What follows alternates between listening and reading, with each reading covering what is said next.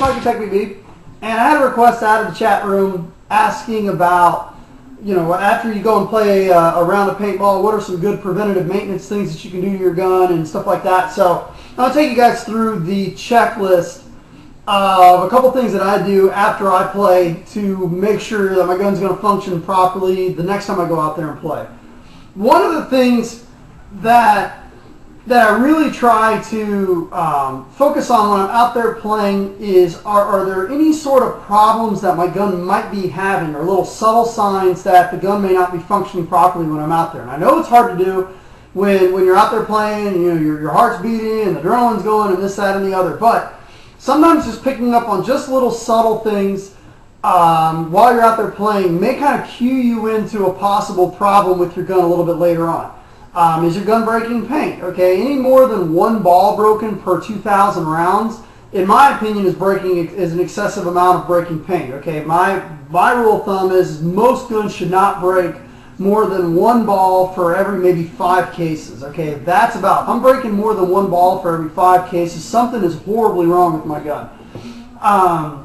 You know, while you were out there and you were playing, was there a, you know, like out in the middle of a game, was there something to where maybe a ball got jammed, or maybe you noticed a little bit of drop off, or maybe your gun just wasn't functioning properly? Maybe you were shooting and it seemed to all of a sudden stop and miss shots, or maybe you heard a kind of a funny noise happen on the inside. Okay, those can be telltale signs of something of a pending disaster with your paintball gun, or a huge problem, and it's real important to pay attention to that. With where technology is, you know, we're in 2008 right now. With where technology is with paintball guns, there's no reason at almost any price level, $150 and up, there's no reason why most paintball guns today should not function flawlessly when you're out there on the field, okay? From $150 and up, your gun should function flawlessly day in and day out, at least for 2 years with basic preventative maintenance. So, while you were out there, did anything happen, you know, was anything crazy happen with the gun? That's one of the first things that I try to pay attention to when I get home, okay? Any jams, any kind of misfires, shot drop off, anything like that, okay? Just to try to correct that. And what I do is I take that incident, I put it in the back of my head, and when I get home, I try to diagnose the problem, see if I can fix it. So, when I get home, the first thing that I usually do is what I like to call the shake test, okay? The shake test with a paintball gun is probably one of the most important things that you can do. You know, hopefully most players have never tried to slide into a bunker and had their gun literally just come apart on them like I have, okay? The shake test, what this is basically designed to do, I'm going to take off the barrel stock here, is you want to take your gun and just shake it like this to make sure that nothing is wiggling inside of your gun. Nothing is wiggling in terms of inside of your loader. Maybe your battery's wiggling around in here. Is your grip frame wiggling from the gun? Is your low pressure regulator and high pressure regulator, is this all secure? Is your barrel moving around? Is your ASA moving around? Probably one of the most important things. If your ASA moves at all, you need to secure that up. That is a real easy way to strip tank threads, to strip out your dovetail, to just make an absolute mess, is to have a loose ASA. We've all seen that video where the guy slides into the bunker and his ASA gets ripped off the gun and the thing goes shooting like a bottle rocket across the field, okay? You need to be really careful that your ASA does not wiggle, and it cracks me up how many players at the field will just hand me a gun, Mike, can you fix it? And I feel it, and their bottle's moving back and forth 6 inches in each direction, okay? That's a pending disaster. Stripping out your threads, ruining your dovetail, okay? You strip out your ASA, that's going to be a very expensive repair.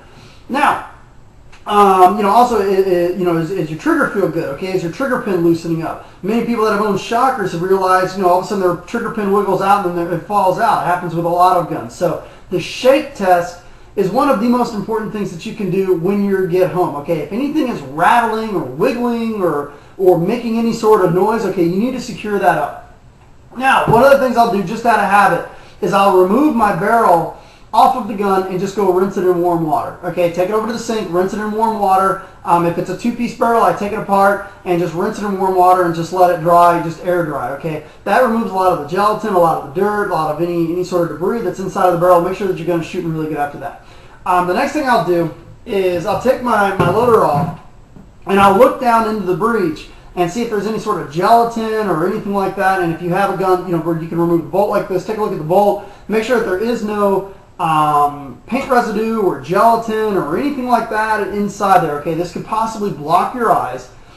This can cause havoc with your gun the next time you go out there and play. And while you're at it, it's always a good idea to inspect your detents. If you have an Ego, take a look at it, make sure both your detents are there. If you've got like a Dye or a Mark or some of the other guns with the Delrin detents, kind of push on them with your finger, make sure that they're springing in and out just fine. A stuck detent can stick your bolt forward, blast all the air out of the gun.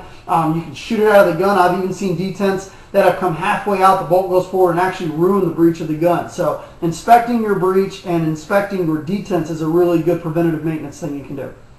Okay. The other thing that you should also do is if you're airing up your gun and you notice that your macro line is leaking, whether it's leaking out of the fitting or leaking out of the hose or whatever, it's always a good idea, fresh macro line. There's nothing wrong with cutting a new piece of macro line and putting it on there. Sometimes, once it starts to leak, usually it doesn't stop, okay? It just gets worse and worse and worse. So if you notice that your macro line is leaking, go ahead and put a new piece on there. And another thing that a lot of players don't do for some reason is screws, okay? Are there any screws missing out of your grip? Out of your eye covers, out of anything, okay? Take a look at it and make sure that there are no screws missing. I've seen Ego owners, this screw falls out and they're just trying out there to play and then, the loader goes flying off and they crush their loader. So basic preventative things when it comes to the gun. Now, when it comes to gun maintenance, paintball players usually break more shit than they fix. So I always say less is more when it comes to maintenance.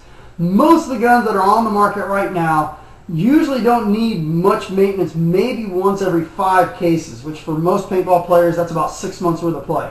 Most guns do not require extensive tear-down, front-to-back maintenance every time you go out there and play.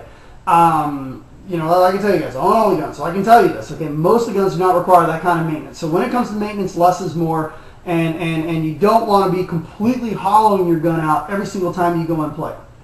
Okay. So that's basic maintenance on the gun. Take a note of any issues when you're out there, just inspecting it, cleaning it up. It's not, it's always a good idea to take a clean swab, run it through your breech, and just try to take care of that. Just try to make sure that the gun is as clean as possible. Something else I like to do is take a paintbrush, clean it all out. Now, there are some guns that the battery inside of the grip frame, the battery can jiggle around. Okay, I'm trying to think. I know, I'm trying to think of like Virtue boards. They use the battery harness that clips on top. Shockers are pretty notorious for this. I think that's about it. There's other guns that use the harness also, but a really good tip, if your battery is wiggling around, when you move it around, is to take a tank O-ring, put it on the battery, and then put the grips back on there. The reason why you don't want your battery wiggling around inside of your gun, a Tippmann, like the Tippmann A5s with the new electronic grip frames, okay, the reason why you don't want your battery rattling around in there is on the circuit boards, very small little capacitors and little resistors and stuff like that. If one of those breaks, your gun is broken, okay?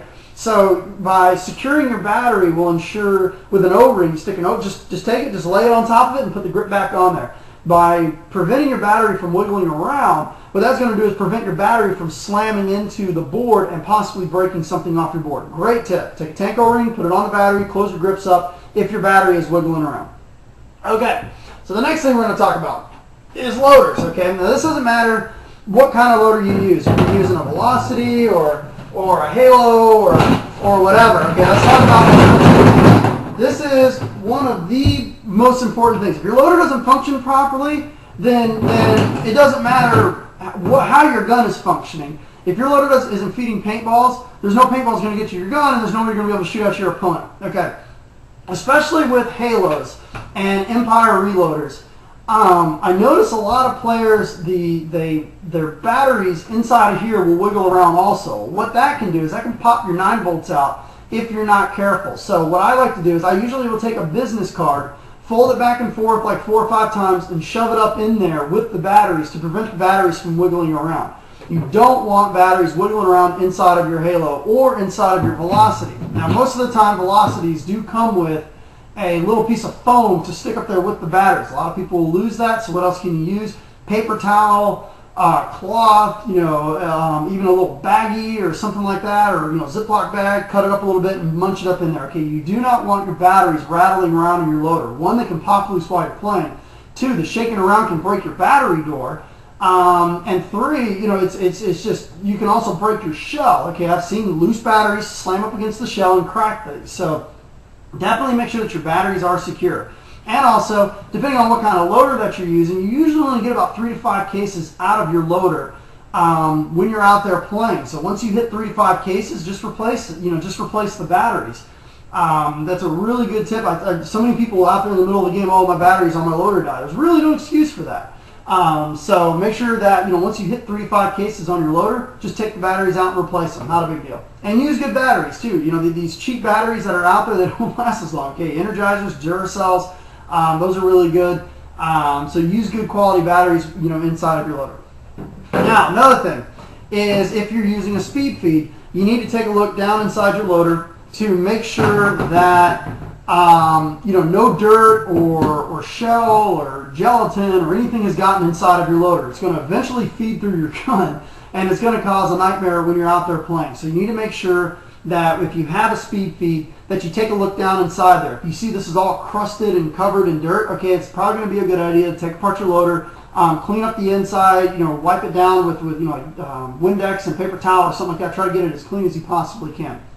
And another thing to inspect too is, it's Sunday, it's Monday, or Tuesday. Take a look at your loader and inspect the feed neck for cracks, okay? If you see a crack running all the way up your loader, chances are the next time you go out there and play, this thing's going to shatter like glass. So take a look at your feed neck and inspect your feed neck and make sure that there is no cracks or anything broken on your feed neck. I mean, we've all had our loaders break off, but like especially with the Velocities or reloaders or halos or something like that, by just replacing a $25 shell, that can prevent you causing more damage to it, okay? Breaking the board, breaking the catch cup, breaking all of that stuff. So inspecting your neck for shells for cracks is a really good way of doing a preventative maintenance, so that when you're out there playing, you don't break it.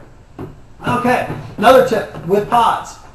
Okay, and this is especially true when you're coming into a tournament. Always want to make sure that your pods are clean, okay? Obviously we pour these into our gun and we throw these on the ground, and when they hit the ground they get full of dirt and stuff like that. One of the ways I found to clean the pods really well is to soak them, pour about a third of the way with warm water, close the lid, shake it up really hard, and pour it out. Keep doing that until your pods are completely clean. If something got on the inside, like I've had times where I poured it into guns, when I go to throw it off, I actually take a ball inside there and it doesn't seem to want to get loose. You can get these little paintbrush rollers, at Home Depot or Ace Hardware or something like that for dirt cheap. These actually work really well as pod cleaners, and they're dirt cheap. So you just put your fingers inside there, put it in there, and you can really clean up your pods really, really well using a cheap, 99-cent paintbrush roller. So with that, you should be able to, have a good, that should be able to take you through your gun, your loader, everything in terms of preventative maintenance to avoid problems when you're out there on the field. So if you have any questions, shoot me over an email. Thanks for tuning in.